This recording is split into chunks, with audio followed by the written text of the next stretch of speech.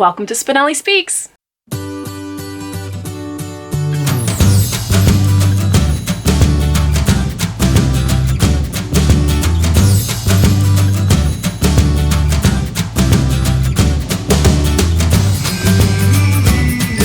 Hello everyone, welcome back to my channel. Danny here. I am so happy to have you. I am going to be doing my June wrap-up. I'm pretty disappointed in myself this month, and I mean, overall, I did read a ton of books again, and I'm very far past my where I kind of should be in my Goodreads goal, but I had all these books on my TBR, and I didn't get to a lot of them, and that makes me really sad. And I know I'm the only one that's holding myself accountable for these books, but I'm just like, darn, I really wanted to be able to read everything on my TBR, but I got totally distracted by a ton of audiobooks and ended up reading all of those. So, I mean, I still read a lot. I just didn't read what was actually on my TBR. I totally got hit by like the mood reading. So, I mean, still good that I read a ton of stuff, but in my back of my head, I'm like, you should have read your TBR. So if you're new here, again, my name is Danny. Thank you for stopping by. I hope you've hit that subscribe button. I typically do videos on Tuesdays, Thursdays, and Saturdays. However, if you are sticking around, you will see in July, I'm going to have a video every single day because July is my birthday month. So if you're just seeing this and you're like, whoa, she posts a lot, just in July. I am going to be doing my wrap-up today, and the way that I do my wrap-ups are in order of least rated book to my highest rated book for the month. And I let you know if that was part of a buddy read or if it was part of a read along. I also let you know if it was a physical book or an audiobook or an ebook. So I kind of just start from there. So let's jump right in because, like I said, there's a lot of books on here and I'm feeling pretty passionate about a lot of them. So let's get started. The first book that I'm going to talk about, which is my lowest rated book this month, I gave a 2-star rating for, is a book that I started for a buddy read with Amanda from Curly Reader. We set out to read Little Bee this month, and let me tell you, not what I expected. I thought that this was going to be a happy book, something that was cheerful and hopeful, and that is not at all what I got. You would think it's very bright and beautiful, and the back of the book, I'm going to read this to you. It says, "We don't want to tell you what happens in this book. It is a truly special story, and we don't want to spoil it. Nevertheless, you need to know enough to buy it, so we will just say this. This is a story of 2 women. Their lives collide one fateful day, and one of them has to make a terrible choice. The kind of choice we hope you never have to face. 2 years later, they meet again. The story starts there. Once you have read it, you'll want to tell your friends about it. When you do, please don't tell them what happens. The magic is in how the story unfolds." Well, without being too spoilery for you, I didn't find anything magical about this story. I feel like this made it out to seem like it was going to be so hopeful and, you know, things were going to turn out to be great and maybe not so much like a happy ending. Not everything has to have a happy ending, but this sure as heck was not what I feel the back of the book implied. This is a story about a young girl, not a woman. She reads like a woman, but she's literally, when we meet her in the first instance, is like 14 years old, okay? That's a child. And she is literally running for her life away from men who have come to burn her village to the ground for oil companies, okay? They're coming to murder everyone in her village, and they're hunting her down because, and it's her sister's with her, because they've witnessed it. So they need all witnesses to be killed. They meet up with this British couple who is vacationing in Nigeria, which if there's war going on there, I don't know why you're vacationing there, and plead for them to help them. The evil men catch up with them and make the one of the British people do something quite awful, and then they still take these two girls, 14 and 16, away, and then do the most heinous, vile, awful, I can't believe somebody put it in a book thing to the sister of this little bee. And then the rest of the book is just like a flat line of, she comes over to the United Kingdom as a refugee. She's in a detention center. She gets out and finds these people, and it kind of just goes over like their ways of dealing with it and how they might be able to help, but nothing is resolved. The magic is in how the story unfolds. There is nothing magical about this book. If you want to read this, if you feel a strong opinion towards immigration in the UK, then go ahead and read this book. But trigger warnings for some major, horrible things done to the female body. On to my 3-star books. The first 3-star book that I have is Simplicity of Cider by Amy Reichert. That is an audiobook that I listen to with my book club that I have on Facebook. And it was a good story. It wasn't anything to write home about. It's about a woman named Sana. She owns an orchard in Door County, Wisconsin with her father. They end up hiring on a man named Isaac and his little boy Bass, who have come from California for the summer, and they get to know one another, and each of their pasts are kind of a little bit tricky, and they kind of work through that. It's a romance. Like I said, nothing to write home about. Interesting characters, interesting concepts, some unresolved magical realism in there, but overall, a fine story if you're looking for light romance where there's not really anything steamy. I mean, it's just a good story. So like I said, if you are a person that you're like, I don't like all like the really steamy bits of romance, this is a good one for you. Moving on, Grin and Beard It is one of the Winston Brother series. It's the second in the series by Penny Reid. I also listened to this on audio. This one follows Jethro and Sienna. Sienna is a celebrity actress. They are shooting a movie in this Tennessee town, and Jethro finds her on the side of the road. She gets lost or whatever, and they end up getting to know each other and kind of working through her being a celebrity and him having kind of a rocky past and how that will kind of affect their relationship. It was a 3 for me because I feel like the connection between Jethro and Sienna was pretty superficial. When I read the first book, which is, I can't remember what it was called, but it had Dwayne and Jessica, and I feel like you really felt their love. You really felt their attraction towards one another, and you really felt them really connect. Whereas Jethro and Sienna, I just feel like it was forced, and it was just like writing on the page. It just didn't feel like you felt anything. I didn't feel anything with these two. However, I still liked the book very much. You really get to learn more about the brothers as a whole, how their family dynamic has been kind of tested through time. You learn more about the father. You learn more about Cletus, who Cletus is by far my favorite Winston brother. And he is in the next book, so I'm really excited about that. So overall, still a really great series, still really enjoying it, but this one just kind of fell flat for me on the two main characters because they just seemed very superficial. But I like Jethro a lot. Sienna, she annoyed me in the beginning of the book. She grew on me a little bit towards the end, but I just don't feel like their relationship was really, it just didn't feel right, if that makes any sense. However, if you're looking for some good steamy bits, they did have a couple of those in there, and it was quite nice.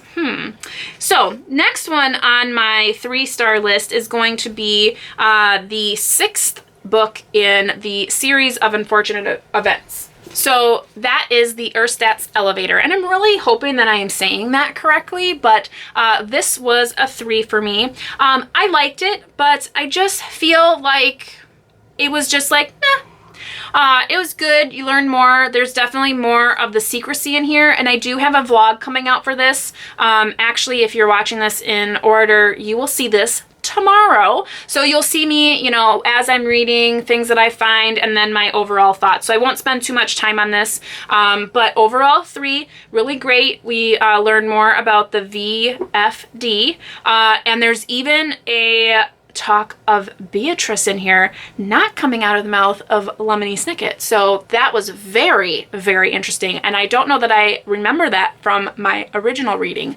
So very, very cool. So I gave that one a 3 as well. And obviously I did that in physical. The next couple books, actually next several books, are all 4 stars. And the first 4-star book that I'm going to talk about is another physical book. And technically, I guess you would say that this is more like novella or vignettes or even poetry, but that is The House on Mango Street by Sandra Cisneros.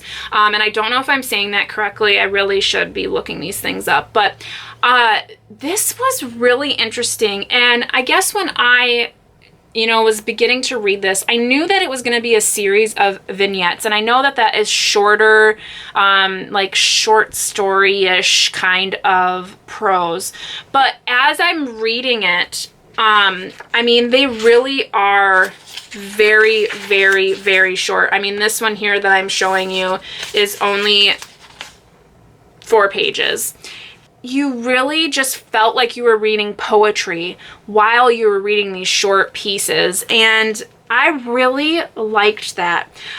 So House on Mango Street, it follows the same main character throughout all of the pieces, and it's this girl living in Chicago, and she is a young Latina girl. You see the rawness of her growing up with, without money and, having to move, and they finally move into this house on Mango Street, and there's some pieces where she's at school and the nuns, treat her poorly, and I really, really enjoyed this. I gave it 4 stars, of course.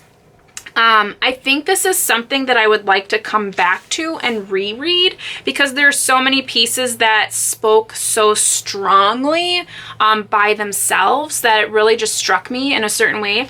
And I want to read this piece, and this is just this little paragraph here. So I hope you don't mind, but this one is called Those Who Don't.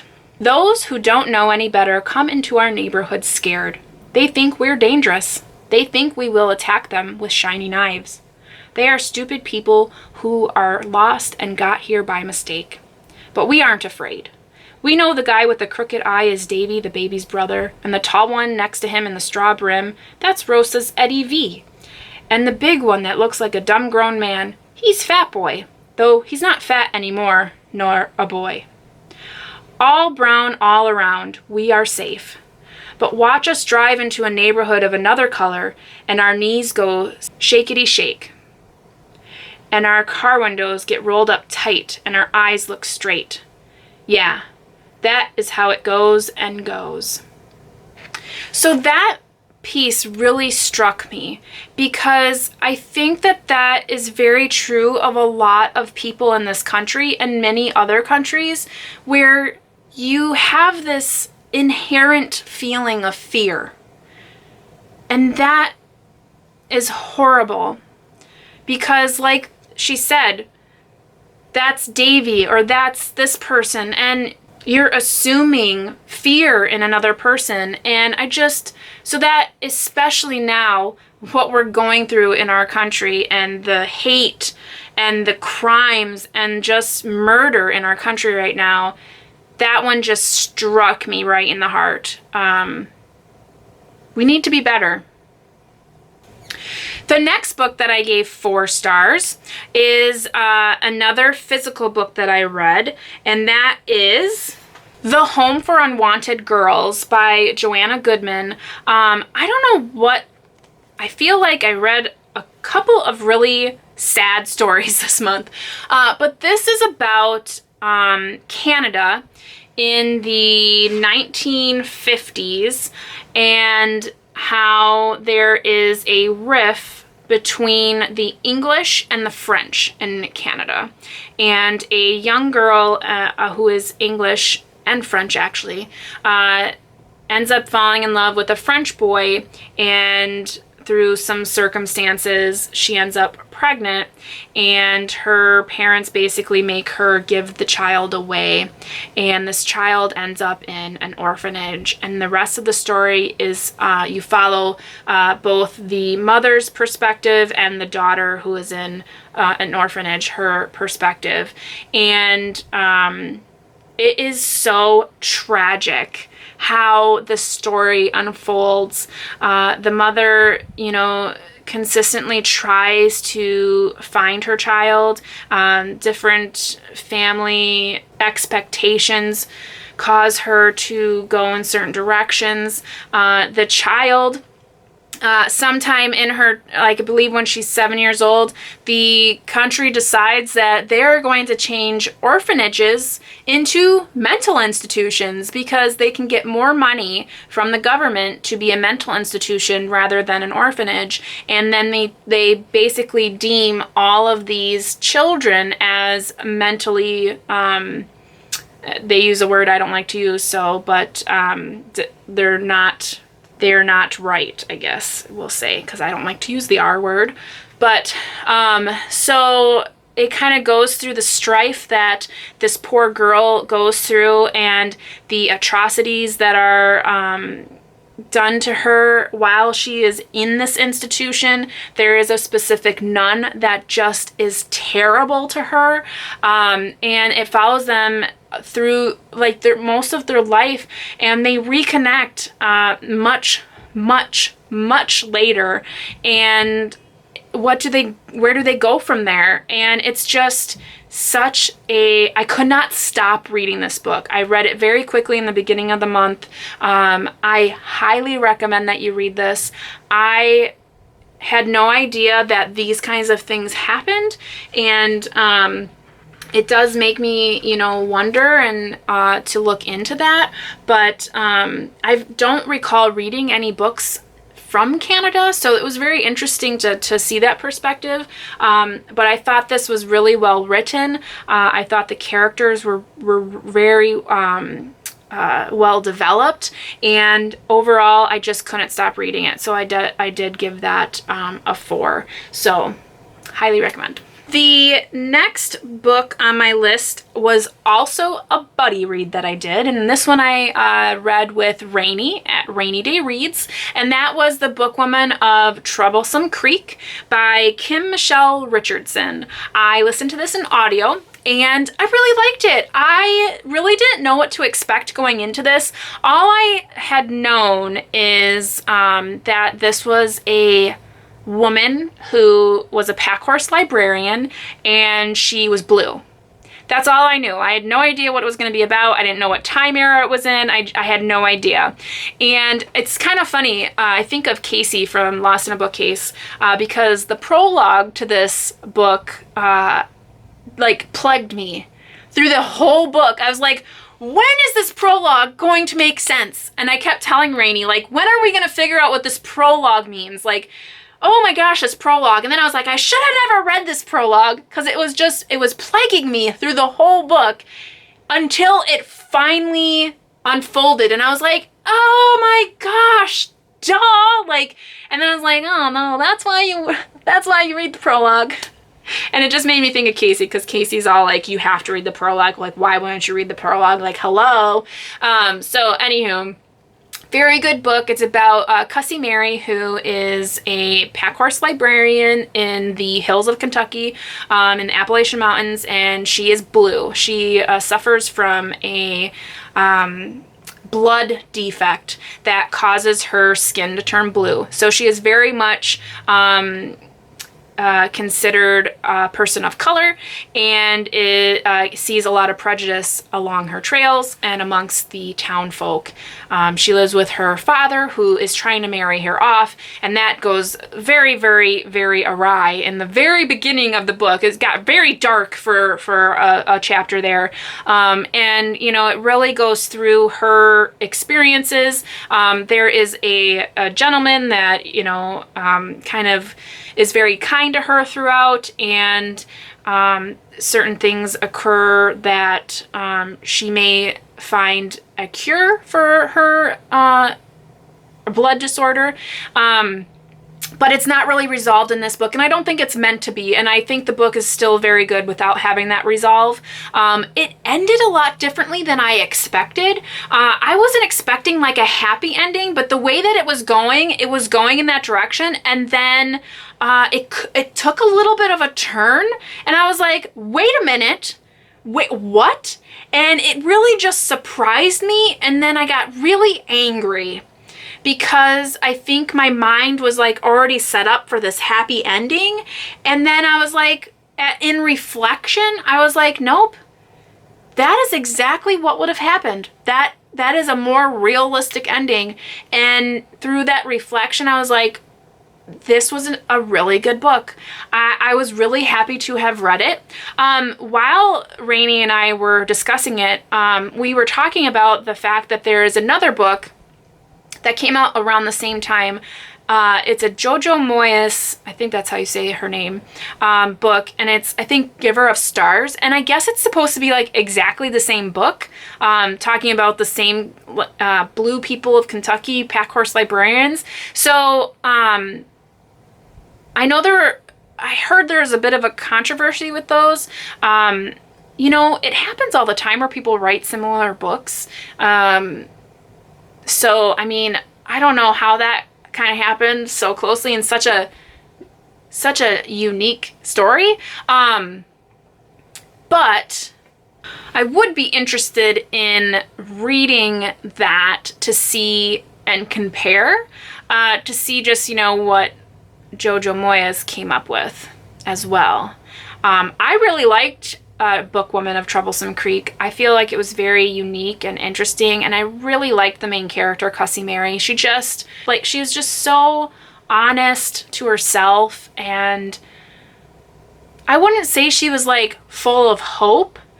I think she was just content with who she was, which I think you don't see that a lot with people who have prejudices slapped in their face on a regular basis, which is tragic and awful, and I really liked her. I did. So that was another book that I had a buddy read, and that went very well. The next book I also listened to in the audio. Are you seeing a trend here, people? Lots of audiobooks this month. And that was the second in the Lunar Chronicles, which the name of that book is called Scarlet, by Marissa Meyer. I had read Cinder, gosh, a couple months ago, and I really liked Cinder. And I really liked this book too. I gave it a 4. I think I gave Cinder a 5. I gave this one a 4 because I did not like Scarlet, the character Scarlet. So in the audiobook, the person narrating just kept yelling when it was Scarlet's character, because I'm guessing Scarlet was yelling all the time, which was super annoying. She just was so whiny and yelling all the time, and I feel like she was very immature in the beginning of the book. More immature than Cinder, and she's 2 years older than Cinder. So it was annoying, but she grew on me towards the end of the book. I did like her storyline. Her storyline was very interesting. So in this book, and I don't want to give any spoilers away if you haven't read Cinder, but basically Lunar Chronicles is about a group of young people, really, that are essentially going to be fighting against this Queen Lavanna, who is a lunar. They live on the moon, and they have these bioelectrical kind of powers. I wouldn't call it magic, but they can cause people to do things. They can like implore them to do things, and that's very scary to the earthlings, earthlings or whatever. I can't remember what they're called, but so this Queen Lavanna wants to marry this emperor, emperor, or the son who, okay, spoiler alert, he becomes the emperor by the end of the first book because. Anywho, so but she ultimately, her plan is to kill him so that she can take over Earth. She is crazy. And Cinder, we find out, is very, very important to the plot. And she is a cyborg. So she's half human, half cyborg, which is like a mechanical being. And so she's very, very integral to the plot of this book. And so I'm so happy that we were still able to follow her within the second book. Because I was very concerned that it was just going to be about this Scarlet person. But it is not. We follow all these timelines.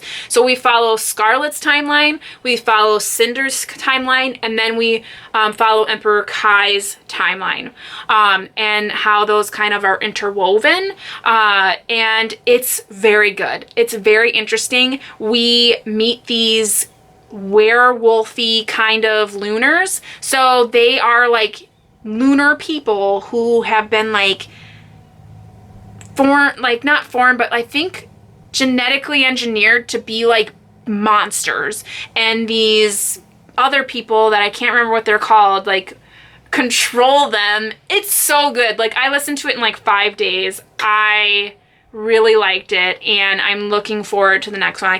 I don't remember what the next one's called, but I definitely gave that a 4-star.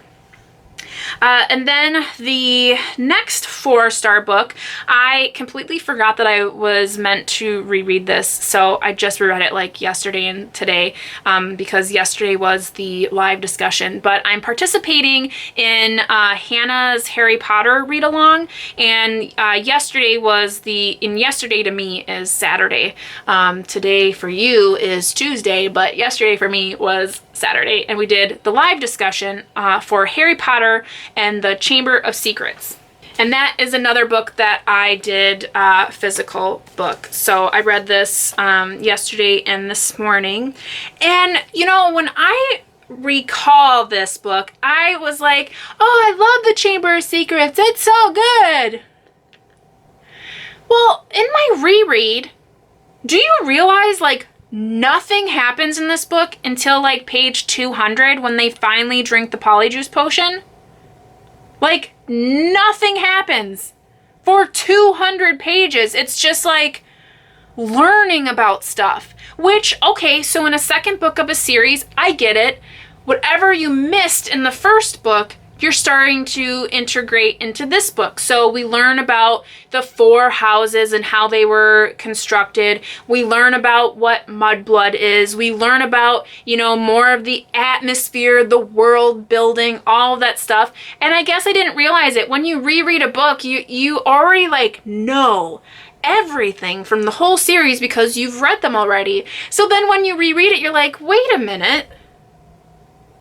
Wow, like I didn't realize that literally nothing happens for 200 pages. Now, still a 4-star for me. The last 140 pages are like boom, boom, boom, boom, boom, boom, boom. I mean, spoiler alert if you haven't read this, but I mean, who hasn't read these? And I will not name the author because her new name is She Who Must Not Be Named. And we all know why. And if you don't know why, just venture onto Twitter, where I have like stopped going to because it's toxic. But anywho, she's ruining everything for this world. So I'm separating her from this.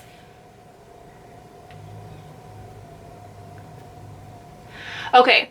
So yeah, still really like it. Harry is slow. Like, he's never been my favorite character, but I'm like, as I'm rereading it, and this is probably the 4th time I've reread this book, he is like kind of a little bit of a meh.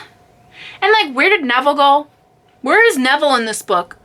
Neville was like all up in philosophers. Am I British?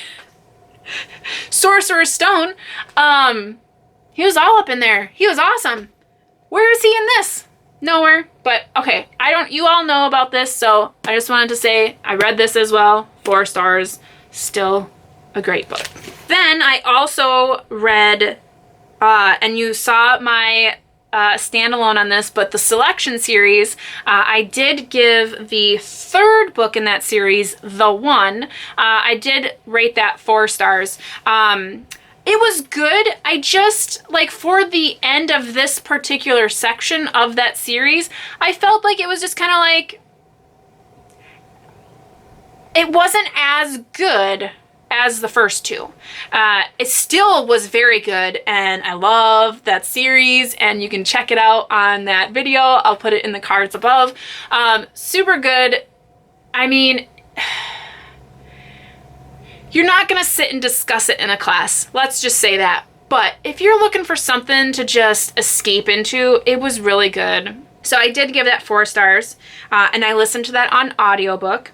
And then the last book that I gave 4 stars to, I also listened to audiobook. And that was So You Want to Talk About Race. And this is written by Ijeoma Oluo. And I'm really sorry if I'm pronouncing that last name incorrectly. I know it is Ijeoma because they say it a few times in the book, the audiobook that I'm listening to, but I did not get a good idea of the last name, so I'm terrible at that, and I wish I could get better. This was really good. I feel like when someone wants to start a conversation about race, your first question is, where to begin. And I think that's where a lot of it either gets stopped, like you don't want to talk about race because you don't know where to start, or you have fear in how that's going to be portrayed. And this book really took the time to start there. Like, where do you start? And then where have people had fears about that? And where are you kind of overstepping, and where you should start that conversation, and action you can take to demand that there be equal rights. And it's just, change is too far overdue. And I think people forget, like, you are inherently racist. You have to come to that conclusion. We are inherently racist because it's shoved into our education, it's shoved into our everyday life. She talks a lot about like microaggressions, things that you might not even realize you're doing because you're subconsciously already doing it. You can't say that you're not a racist or whatever because you are. You just own up to it and make that change. Make the change because everybody deserves to live a life without fear, without hate, and without their life being ended because of the color of their skin. Everyone deserves that, no matter what. So we have to make the change in ourselves. We have to make the change out in the world because everyone deserves that. So I really enjoyed this audiobook. I do want to learn more. I do want to do more. I'll leave some links in the description below so that you can do more. Every little bit or every big bit counts. Everything. So that is what I'm going to say about that. I really enjoyed her writing. I thought it was really good. I felt like it gave a lot of different perspectives, and I truly appreciated myself, kind of being able to reflect on my own thoughts and my own experiences and how race has affected that and how I can become a better person. So I'm very hopeful that this will continue, because this isn't just a thing that we go, okay, we're going to do this today and then tomorrow we don't. I want to continue to learn more. I want to continue to do more because I should, and I shouldn't. It shouldn't be a question. It should just be an action. So, okay, the last book that I have for the month is another audiobook, and I just talked about this one with the selection series, but my only 5-star review this month is The Elite by Kiera Cass, and that is the second in the selection series. And the reason why the selection isn't in this is because I read that last month, but I read The Elite and the one this month, and The Elite for me was so good. It was just, I feel like I was like gripping the edge of my seat the entire time I was reading it. I couldn't get enough. I kept putting the playback faster, and I just overall, it was so good. It was just so good. I loved it. And again, you can see in the cards if you want to go and check out that review. But very, very good. My only 5-star review. I still am doing a buddy read with Laura from Book Bubbler. We are reading London, which I don't think I've read any of London at all in June. So at the beginning of the June, we were on track. Now I think I'm behind. So I definitely need to do that. I need to make some time and figure that out. I am also still reading Brandon Sanderson's The Way of Kings. That is part of the Storm Along 2020. You've seen me kind of mention that a few times, so I'm still reading that. I will link all the creators below. That will also be on my July TBR, as that will be finished in the month of July because it's about 1,000 pages, so quite a chunkster. Now, the books that I had to DNF. So I ended up starting to read, and you might have saw on Instagram that I started to read Elizabeth Gaskell's The Old Nurse's Story. I got 5 pages in, and it just ended up sitting in my purse for the rest of the month, and I never got back to it. So technically this is a DNF, but I do plan on coming back to it. I own it, so I can just pick it up off of my shelves at a later date. Poor Elizabeth Gaskell, because I also am DNFing North and South. Not because I don't like it. I definitely have been enjoying what I've been reading. I ended up pausing on it to go and read Harry Potter because of the read along, and then I was going to try to finish this, and I was like, you know, I really just don't want to jam pack this into one day. I've been getting really far behind in watching other people's channels, so I took some time to do that and prep for July, and so I just had to DNF it for now. For now, I will come back to it. And then there are 3 books from my TBR that I didn't read at all, and that was Hypnotist Love Story. But I will get to it. I will. It's my book, so I can always come back to it. I also didn't get to Britt Marie Was Here. I'm so sad. I wanted to read this book. I will come back to it.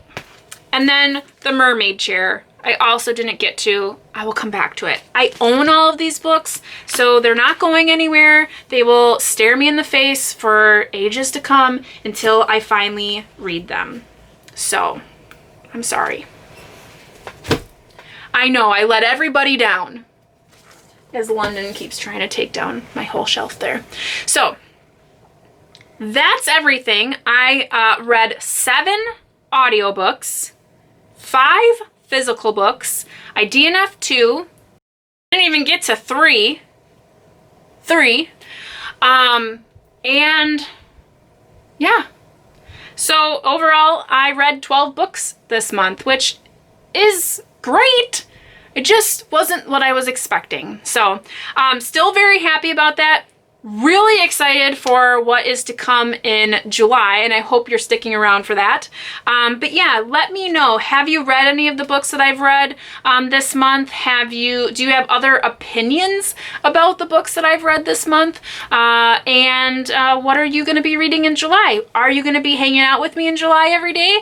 I hope so, because I have some really great stuff planned. But yeah, I think I've taken up way too much of your time today. So I hope you guys are all well. I hope you're taking care. I hope you're reading something great. And of course, you know how it goes, guys. Happy reading. Bye.